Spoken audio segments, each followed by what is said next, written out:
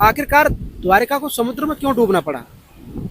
देखिए, हम जो चीज लेते हैं, जो देते हैं, आपने देखिए मैं आया वृद्धाम में, आप हमने आपसे कमरा किराए पे लिया तो उसका समय अवधि पूर्ण होता है, उसके बाद लौटाना तो पड़ता है, परमानेंट तो कुछ भी नहीं है। ऐसे ही द्वारका की जो समय अवधि यदुकुल का वंश जो का नाश हो गया था, उसके बाद में अवधि पूर्ण हो गई थी। कृष्ण भगवान जी ने आदेश दिया विश्वकर्मा जी को कि ये पत्थर की जो द्वारका है वो सोने की द्वारका है, वो पूरी पत्थर में कन्वर्ट कर दो, क्योंकि कलयुग आ रहा है, एक एक भाई सोने के टुकड़े के लिए झगड़ा करेगा। ये बोलते हैं ना भगवान कि जब मैं कर्मों की बात आती है तो अपने आप को भी नहीं छोड़ता, तो मनुष्य क्या चीज है। तो उसी तरह भगवान ने जो राम अवतार में बाली को धोखे से मरवा था, वही पुण्य जो पारादी था वो बाली का ही अवतार माना जाता है। और ये मंदिर भी सोने का था, वो कलयुग के आने के कारण बालू रेत के पत्थर में कन्वर्ट हुआ विश्वकर्मा जी द्वारा।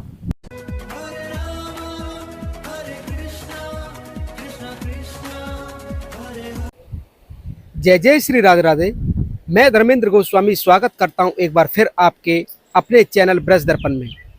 ब्रज दर्पण आज आप सबके लिए एक ऐसा वीडियो लाने वाला है जिसमें हमारी और आपकी जो जिज्ञासा है उसको आज हम यहाँ पूरा करेंगे। इस अरब सागर के बिल्कुल किनारे इस मंदिर के प्रांगण में मैं आपको बता दूं कि आप सभी जानते हैं कि भगवान श्री कृष्ण की यात्रा जो शुरू होती है वो ब्रजमंडल के मथुरा की जेलों में भगवान कृष्ण जन्म लेते हैं, और जेल से जन्म लेने के बाद भगवान कुरुक्षेत्र भी जाते हैं, और कुरुक्षेत्र के बाद उज्जैन भी रहते हैं, और उज्जैन के साथ साथ आप देखेंगे कि वो द्वारका भी आते हैं, और द्वारका में वो राजा बनते हैं, द्वारकाधीश बनते हैं। और ये पूरा सफ़र आपका मथुरा की जेल से शुरू हुआ, और यहाँ पर आपका भाल का तीर्थ जो है आपका यहाँ पर सोमनाथ के पास में, यहाँ पर भगवान श्री कृष्ण की मृत्यु हुई। तो कहें तो ये पूरा जीवन का जो चक्र है, आज उसी जिज्ञासा को पूरा करने के लिए मेरे साथ में जो हैं वो श्री द्वारकाधीश के सखा जो इस समय द्वारका के निवासी हैं, प्रभु जी हैं हमारे साथ में। रविंद्र जी आपका नाम है प्रभु जी? रविंद्र जी। और ये द्वारका के हैं, और इन्हीं से पूरी अपने मन की जिज्ञासा को पूरा करेंगे। और सवाल जो मेरे होंगे वो आपके होंगे, आपके मन के अंदर की जो जिज्ञासा है कि द्वारकाधीश द्वारका ही क्यों आए। कई ऐसी चीज़ें हैं, ये द्वारका जो नगरी सोने की वो पत्थर की कैसे बनी, ये जो द्वारकापुरी है ये समुद्र में है क्या, लोग की जिज्ञासा होती है कि समुद्र के नीचे भी कोई द्वारका है क्या। ये सारे सवालों के जवाब आज हम रविंद्र प्रभु जी से जानेंगे जो कि मेरे साथ में। प्रभु जी शुरुआत करते हैं सबसे पहले राधे राधे के साथ। राधे राधे। और राधा रानी के परम भक्त हैं ये, और ये हमको मिले हैं, ये हमारे द्वारकाधीश की कृपा है। प्रभु जी सबसे पहला सवाल ये है कि भगवान श्री कृष्ण ने जब कंस को मारा है तो चाहते तो वो राजा मथुरा के भी बन सकते थे, लेकिन वो वहां से द्वारका ही क्यों है? उसमें बहुत बड़ी लीला है। जो जब कंस का वध किया तो कंस का ससुर जी जरासंध जो थे उसका मृत्यु पांडव पुत्र भीम के हाथों लिखा था। उसके कारण 17-18 बार यदुवंशियों का यानी कि कृष्ण भगवान के साथ जरासंध का युद्ध हुआ। 17 बार युद्ध हुआ, बेगुना यादव लोग मारे जा रहे थे। तो यादव लोग मारे जा रहे थे तो भगवान ने सोचा कि यादव भी मारे जा रहे हैं, और जो महाराजा सुरसेन है उसका राजपाट है, उनको सौंप के द्वारका मतलब निकलने लगे वहां से, कि वो रण छोड़ के भागने लगे। तो जरासंध ने उनका नाम रख दिया रण छोड़, इसलिए प्यारे भक्त सब बोलते रण छोड़ राय जी यहाँ पे। और अच्छा, रणछोड़ जैसे बोलते हैं जरासंध की वजह से। हाँ। तो भगवान को पता था कि मेरे हाथों से इसकी मृत्यु नहीं होनी है, हाँ। इसलिए भगवान को भागना पड़ा। नहीं चाहते तो वो वहां भी मार सकते थे। इसके पीछे एक लीला है। उसके पीछे क्या है कि पांडव पुत्र भीम के हाथों लिखी थी। अच्छा। तो उसके बाद में धीरे धीरे द्वारका की मतलब प्रस्थान करने लगे मथुरा की, और जब प्रस्थान करने लगे तो गरुड़ जी को आदेश दिया कि अपने ये यादव ने भी अपने कुल के वंशज है उनको लेके आए थे। आधे लोग तो मारे गए थे, फिर भी 56 कोटि यादव के साथ आगे बढ़ रहे थे यात्रा, यानी कि 56 करोड़ बोला जाता है। और कोटि संस्कृत में 56 कोटि भी उसकी एक शब्द है, करोड़ के समान होता है, पर ये वाला वो कोटि नहीं है, ये 56 करोड़ यादव को लेके आए थे। तो धीरे धीरे बसने लगे। गरुड़ जी को आदेश दिया कि कोई ऐसी रमणीय भूमि ढूंढ के लाओ जहाँ से हम शांति से अपना परिवार के साथ और अपने समाज के साथ रह सके। ये ढूंढते ढूंढते आए तो इनको ये भूमि दिखी, भूमि थी रेवत राजा की, और बलराम जी की जो शादी हुई थी रेवती जी के साथ, और दहेज में मिली ये भूमि बलराम जी की भूमि है। अच्छा। तो गरुड़ जी भगवान के पास आए हैं कि प्रभु, अपने जो 10-15 हजार अपना जो परिवार है, आपकी पटरानी है, बच्चे हैं, उनके साथ में आप नगर का निर्माण कर सकते हैं। पर धीरे धीरे फिर बातचीत हुई तो गरुड़ जी ने बताया कि कृष्ण भगवान ने पूछा कि क्या प्रॉब्लम है, तो गरुड़ जी ने बताया कि समुद्र नारायण है, अपनी बाहें पसारे हुए हैं पूरी, कि वहाँ पे और कोई जगह नहीं, आगे समुद्र ही समुद्र है। तो उन्होंने विश्वकर्मा जी को आदेश दिया कि आप बातचीत करो। तो राम अवतार में जब राम हट ली थी विष्णु भगवान के अवतार, ऐसे कृष्ण भगवान का नाम समुद्र नारायण को मिला, तो उन्होंने पूरी जो भूमि थी वो पीछे कर ली, और पूरा 56 कोटि यादव समाज रह सके इतनी जगह दे दी। तो पाकिस्तान कराची से लेकर सूरत सिटी तक द्वारका के अवशेष मिलेंगे आपको। कराची से लेके सूरत सिटी तक? हाँ, द्वारका के अवशेष मिलेंगे आपको। आज तक इतना लंबा सफर कोई कर ही नहीं पाएगा, क्योंकि इतना नहीं मिलेगा। जो द्वारका के आजू बाजू में अवशेष तो मिल ही रहे हैं, पर ऐसा हमको ज़्यादा आइडिया नहीं है। कभी कई दिनों पहले हमने यूट्यूब पे देखा था कि दीवार मिली है कोई लंबी इतनी, और वो कितने साल पुरानी है वो अभी तय नहीं हुआ है। हम बता नहीं सकते। बर्तन वगैरह भी बताते हैं? हाँ, बर्तन वगैरह भी वो मिले हैं, पर बता नहीं पा रहे हैं कितना है। फिर क्या हुआ कि ये विश्वकर्मा जी को आदेश दिया, एक ही रात में विश्वकर्मा जी ने सोने की द्वारका बनाई पूरी। एक ही रात सोने की द्वारका। और जो स्ट्रक्चर आप मंदिर का देख रहे हो, भगवान इसलिए है कि वो भेदभाव नहीं करते। हर एक यादव के मंदिर ऐसे ही थे। अच्छा। जो आपने जो स्ट्रक्चर देखा वही वास्तुकला से पूरी द्वारका बनी थी। और द्वारकाधीश जी का राजा का मकान के ऊपर में ध्वज लगता था, जो आज यात्री लोग ध्वज चढ़ा रहे हैं, ये द्वारकाधीश का मकान है। अच्छा। तो ऐसे पूरे में क्या हुआ, ये सब तो हो गई, पूरा द्वारका सोने की बस गई। पर बाद में क्या हुआ कि कलिकाल नजदीक आ रहा था। परीक्षित राजा, पांडवों के वंशज, और कलयुग इतना शानदार था कि वो लड़ने की जगह परीक्षित के चरणों में पड़ गया। तो मेरे को कहीं पे भी जगह दे दो प्रभु, आप मेरे को कहीं पे भी जगह दे दो। तो परीक्षित राजा के सोने के मुकुट में विराजित हो गया। तो विश्वकर्मा जी ने आदेश दिया,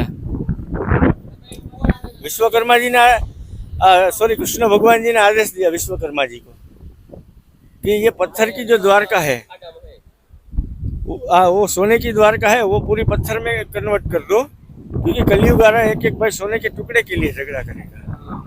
क्योंकि पूरा यादव कुल में ये बात तो है, कलयुग में सोने के ऊपर लड़ाई होती है। हाँ, तो सोने के ऊपर में जो झगड़ा होने वाला था, उससे पहले ही भगवान ने ऐसा, हमने जो पढ़ाई लिखाई की है कि 2600-2700 साल समथिंग पहले सोने की द्वारका पत्थर में कन्वर्ट कर दी थी। अच्छा, जो पत्थर की बात कर रहे हैं ये देखिए, ये ऊपर की तरफ दिखाइए। और प्रभु जी, ये पत्थर हम पूरी द्वारका में देख रहे हैं, आसपास देख रहे हैं, ऐसा पत्थर कहीं और नहीं है ऐसा। अच्छा, एक चीज और है, ये जो पत्थर को आप बड़ी गौर से जब देखेंगे, यही पत्थर यहाँ पर जब हम जाते हैं समुद्र तट पर, तो वो जो कंकीली जो बालू होती है, ऐसा लगता है कि इसको जमा के पका के ऐसा बना दिया हो। तब का स्ट्रक्चर खुद गॉड विश्वकर्मा जी ने बनाया था। वो बालू दो या भालू दो, उससे भी बना देंगे। तो बालू की रेत के ही पूरे पत्थर है, और पूरी द्वारका बालू के ऊपर ही टिकी है। पूरी द्वारका बालू के ऊपर ही टिकी है। ये चमत्कार से कम नहीं है कोई। आप खोदेंगे ना, जहाँ पे भी 8-10 फीट होगा, बालू ही निकलेगी, और कुछ नहीं निकलेगा। तो आपने देखा कि हमारे पहले प्रश्न में जो जवाब हमको मिला है कि जरासंध के कारण भगवान मथुरा से यहाँ पर आए हैं, क्योंकि जरासंध की मृत्यु भीम के हाथों लिखी थी, भगवान के हाथों नहीं। तो भगवान को उस शंकर जी का उसको जरासंध को वो था ना, शंकर जी का वरदान, शंकर जी के वरदान की अवहेलना ना हो, शंकर जी का वरदान बना रहे, इसलिए भगवान को वहां से चलना पड़ा, भागना पड़ा, जिसको आप रणछोड़ कहते हैं। भगवान डरने वालों में से नहीं है, लेकिन लीला करने वालों में से, इसलिए वो यहाँ पर द्वारिका में आए। जो शंकर जी का आशीर्वाद था वो ये था कि उसके जितने बार टुकड़े करेंगे ना, सीधा फेंकेंगे ना, तो जॉइंट हो जाएंगे वापस। फिर अर्जुन को समझाया, भीम को समझाया कि एक टुकड़ा ऐसे फेंको और एक टुकड़ा ऐसे फेंको, ऐसे मत फेंको, एक ऐसे फेंको एक ऐसे फेंको, तो जॉइंट नहीं होगा, जरासंध की मृत्यु हो जाएगी। जैसे मृत्यु हुई जरासंध। अच्छा, जरासंध की बहुत छोटे से में बताइए कि मृत्यु हुई कैसे, बहुत कम में, क्या लीला बनी? पांडव पुत्र भीम के साथ उसकी मृत्यु लिखी थी। मल्ल युद्ध के लिए न्योता दिया। भीम जब अज्ञातवास में थे तो ब्राह्मण का रूप धारण किया था उन्होंने, और अज्ञातवास में उसके साथ मल्लयुद्ध हुआ, और उसी मल्लयुद्ध के दौरान जरासंध का उनका जो युद्ध है मल्लयुद्ध वो 4-5 दिन तक चला, पर भीम जरासंध में ताकत नहीं थी कि भीम से लड़ पड़े। वो बार बार टुकड़े कर रहे हैं, वो वापस ज्वाइंट हो रहा है, बार बार टुकड़े कर रहे हैं, वापस ज्वाइंट हो रहा है। जरासंध के हाँ, वो 3-4 बार हुए। फिर लास्ट में कृष्ण ने बताया कि अब तुम्हारे बस की बात नहीं, अब मोहे बस की बात है, वृंदावन की भाषा में। तो भीम जो था, एक टुकड़ा ऐसे फेंका भीम ने और एक टुकड़ा ऐसे फेंका, ऐसे जरासंध की मृत्यु हुई। दोनों ज्वाइंट नहीं हो पा, एक सीधा होगा ना तो ऐसे फेंकेगा तो ज्वाइंट हो पाएंगे, क्रॉस में फेंकेंगे तो ज्वाइंट नहीं होगा, और वहीं गाड़ दिया जरासंध को। हमारे दर्शकों का ये भी है सवाल है कि जो सोने की द्वारिका की बात हम कर रहे हैं, वो कहते हैं कि समुद्र के नीचे। तो मेरा सवाल ये कि आखिर ये द्वारिका डूबी क्यों, कैसे डूबी है ये द्वारिका? पहला प्रश्न तो एक पुराण का आता है, जो विष्णु पुराण में आता है, उसका उल्लेख है कि शुक्राचार्य जी भगवान नारायण की योजना जानने कमंडल में छुप गए। वो ऋषि आज कौन से थे वो याद नहीं, पर वो ऋषि के कमंडल में जो छुप गए, वो कमंडल में छुप गए ना, तो भगवान की लीला क्या हुई कि वो कमंडल में द्रव की सली, उससे शुक्राचार्य जी को काना कर दिया गया, आपको याद हो तो काना करने के बाद उसमें क्या बोला कि जब ये अवतार तुम्हारा है, उसके बाद जब कृष्ण अवतार आएगा, उसमें पूरे विध्वंस, तुम्हारे वंश के विध्वंस का कारण ये द्रव भी होगा। तो यदुकुल में अंदर वो चल रहा था मतभेद, आपस में आपसी मतभेद। आपने कहीं कृष्ण सीरियल देखे होंगे, कहीं कृष्ण लीला पड़ी थी, आपसी मतभेद के कारण ही मृत्यु हुई। तो उसमें क्या हुआ कि युद्ध हुआ ना, नदी में, ये समुद्र में नहा रहे थे, तो द्रव की सली गया था। द्रव पहले के जमाने में गला कट ऐसा धारदार होता था, तो उसी द्रव के कारण एक दूसरे को काट के यदुवंश का विनाश हो गया। और जो समुद्र विनाश होने वाला था, तो 2-3 दिन की मोहलत थी, अभी 2-3 दिन की मोहलत थी, तो पूरा समुद्र तो लहूलुहान हो गया था। उसके बाद में पता चला भगवान तो वहाँ जाने वाले थे, बाल का तीर्थ में, उसका बाराधी के हाथ बाली के कारण, जो अगले जमाने में, अगले जन्म में राम अवतार में जो बाली को चुपके से मारा था, वो दूसरे जन्म में। अच्छा। बोलते हैं ना भगवान, अच्छा ऐसे पूरा हुआ है। हाँ, जिस तरीके से राम ने बाली को धोखे से मारा है, उसी तरीके से धोखे से उस बालिका तीर्थ में वो तीर भगवान कृष्ण के अंगूठे में लगाए, जो उनकी मृत्यु का कारण बना। तो बाली ही था कि बोलते ना भगवान कि जब मैं कर्मों की बात आती है तो अपने आप को भी नहीं छोड़ता, तो मनुष्य क्या चीज है। तो उसी तरह भगवान ने जो राम अवतार में बाली को धोखे से मरवा था, वही पुण्य जो पारादी था, वो बाली का ही अवतार माना जाता है। उसके बाद में जो उसने जो हिंदू अपने जो परंपरागत जो होती है अंतिम संस्कार करने की ट्राई की, और भगवान का स्वरूप पूरा लकड़ी का हो गया, और लकड़ी का हुआ ना, उसके बाद में समुद्र में बहा दिया। और वहाँ के जो ब्राह्मण राजा थे, उनको सपने में आए भगवान, ये जगन्नाथ जी वाली कहानी। हाँ, तो उससे जगन्नाथ अवतार उत्पन्न हुआ। क्या बात है। भालका तीर्थ भी हम आपको लेके चलेंगे, लेकिन प्रभु जी द्वारका कैसे बनी है? इस समुद्र में, समुद्र भगवान ने जगह दी है, ऐसा बता। समुद्र नारायण ने जब विश्वकर्मा जी को आदेश दिया भगवान ने कि कृष्णा राम का अवतार, उसके बाद कृष्ण अवतार जो विष्णु के अवतार ही है, उस समय जब राम हट ली थी तो आपको जगह देनी पड़ी। कृष्णा हट का नाम सुनते ही समुद्र नारायण अपने आप पीछे हो गए, और पूरा पाकिस्तान, कराची से लेकर सूरत सिटी तक का तो द्वारका का विस्तार था। जो आप आगे में जाएंगे सोमनाथ के सफर में, तो वहाँ पे मूल द्वारका बोला जाता है। आज वहाँ गरम छाप लगती थी, आज भी लगती है। हाँ, ये देखिए इनके हाथों पे जो लगी है, ये दीक्षा का है। गरम चिमटे से या इसी चीज से छाप होती है, छाप लगाते हैं, तब इनको वो प्रमाणिकता मिलती है। और पहले के जमाने में क्या था कि वो द्वारका के अंदर वीजा लेने की जगह थी कि ये गरम छाप लगेगी, आप हिंदू हो, सनातनी हो, तभी आप अंदर एंटर कर पा रहे हैं। शाखाएं द्वारकाधीश के, ये प्रमाण हम आपको दिखा रहे हैं। तो ऐसे एंटर होते थे। तो मूल द्वारका पे भी स्वरूप है, पर एक्चुअली में ओरिजिनल जो मूल द्वारका के अंदर एंटर होने का जगह था। 4-5 द्वार थे। मूल द्वारका एंटर होने का द्वार है। फिर आप जाएंगे मंदिर के अंदर तो पहले आएगा मोक्ष द्वार, बाद में 56 सीढ़ी वाला स्वर्ग द्वार है। 2 द्वार बराबर है। एक माया द्वार है। अच्छा। माया द्वार जिसे देवी देवता ब्रह्मा जी, आज भी हमने पुराणों में पढ़ा है कि कलयुग में भी ब्रह्मा जी आरती उतारने के लिए आते हैं द्वारकाधीश जी की। बिल्कुल बिल्कुल। और उसके बाद में जो आप भेट द्वारका जाते हैं उसे शंखोद द्वार नाम दिया गया है हाँ, कि जो शंखोद्वार है वहाँ है। यात्री जो है वो समुद्र के रास्ते से आते थे, इसलिए शंखोद द्वार, इसलिए ऐसा नाम पड़ा। जैसे पूरी द्वारका का निर्माण किया था। द्वारका का निर्माण इस प्रकार से हाँ, हुआ है। जो ये द्वारका है, भगवान यहाँ न्याय करते थे, न्यायाधीश बनकर बैठते थे। शासन राजधानी बोला जाता है द्वारका।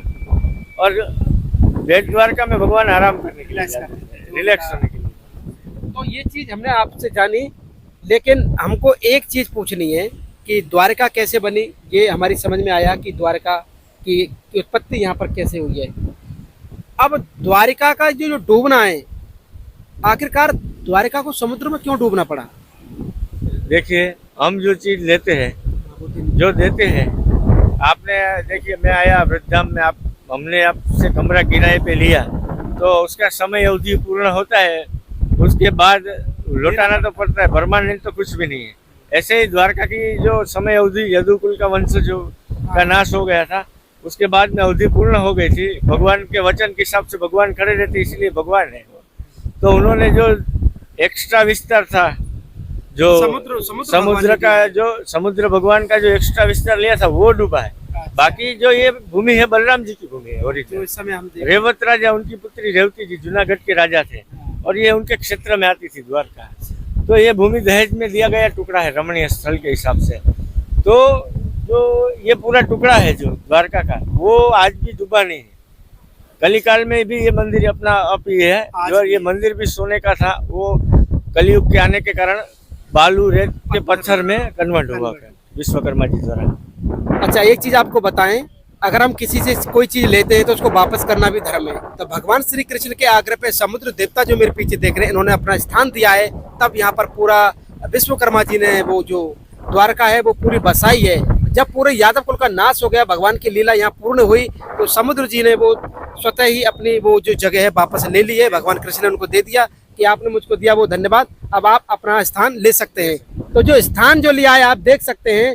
और ये जिज्ञासा आज भी बनी हुई है कि समुद्र के नीचे आज भी कुछ ऐसे अवशेष हैं जो हमको देखने को मिलते हैं। और जैसे कि प्रधानमंत्री नरेंद्र मोदी जी भी यहाँ नीचे की तरफ जब गए हैं तो आपने देखा होगा कि कैसे वो मोर पंख लेके उस द्वारिका को देखने के लिए जाते हैं। यहाँ से 350 मीटर की दूरी पर, यहाँ पर ये जो 350-400 मीटर की दूरी में आज भी इस समुद्र के नीचे मानव निर्मित कुछ कला हैं, कुछ पत्थर हैं, कुछ बर्तन हैं, ऐसी चीजें मिलती आई है जिसका पुरातत्व विभाग आज भी सर्वेक्षण कर रहा है। और हम सब सनातनियों की, हम सब लोगों की, कृष्ण में भक्तों की यही जिज्ञासा है कि आज भी इस समुद्र के नीचे द्वारिका बसी हुई है। तो इस प्रकार से जो आज का हमारा जो ये वीडियो था वो केवल भगवान श्री कृष्ण की द्वारिका लीला को जानने के लिए हमारे जो प्रभु जी हैं रविंद्र जी, जो कि द्वारिका में ही रहते हैं, द्वारिका मंदिर के बिल्कुल पास में है। और जब भी आप कभी यहाँ पर आए तो हमारे रविंद्र जी से मिलना, इनके साथ जो आपको अनुभव मिलेगा वो ब्रज वाला टच मिलेगा। आपका बहुत बहुत धन्यवाद प्रभु जी। राधे राधे। राधे राधे। तो ये जो आज का आनंद है आपको कैसा लगा, आप हमें कमेंट करके, शेयर करके, इस चैनल को ज्यादा से ज्यादा सब्सक्राइब करके जरूर बताएं। भगवान श्री कृष्ण की नगरी द्वारिका से आप सभी को प्यार भरा राधे राधे।